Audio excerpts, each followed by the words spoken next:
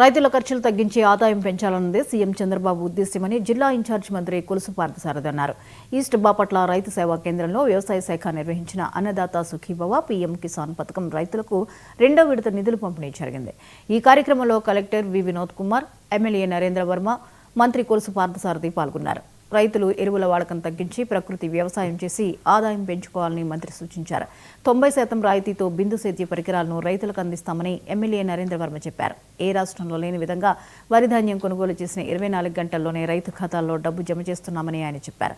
2027 నాటికి పోలవరం ప్రాజెక్టును పూర్తి చేసి ప్రారంభోత్సవం చేస్తామని మంత్రి పార్థసారథి చెప్పారు. మరి ఇక్కడి నుంచి రీసెర్చ్ జరుగుతున్న విషయం అందరికీ కూడా తెలిసిందే. మరి అటువంటి జిల్లాలో మీ అందరినీ కలుస్తూ మీకు చాలా సంతోషంగా ఉంది. మరి మొట్టమొదట విడత 3,175 కోట్లు మరి మన రాష్ట్ర వ్యాప్తంగా దాదాపు 45-46 లక్షల మంది రైతులకి ఇవ్వడం జరిగింది. మళ్ళీ 2వ విడత 3,120 కోట్ల సుమారు 2వ విడత కింద అన్నదాత సుఖీభవ ఇవ్వడం జరుగుతుందని చెప్పేసి మనం చేస్తాము.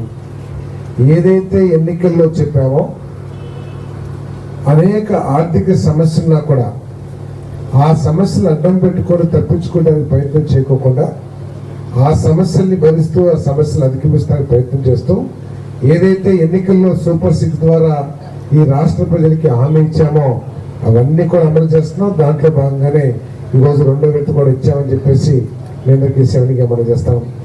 మరి నా పేరు కేతోరా తెరీసా, మాది పిట్లవానిపాలెం మండలం కల్లూరు గ్రామం అండి. మాకు ఒకటి ఎకరం 20 సెంట్లు పొలం ఉందండి. ఎకరం 20 సెంట్ల పొలంలో 1 ఎకరంలో ఏ గ్రేడు వేసుకుంటున్నాము. ఒక 20 సెంట్లో ఏటీఎం మోడల్. ఏటీఎం మోడల్ అంటే ఎనీ టైం మనీ అనమాట.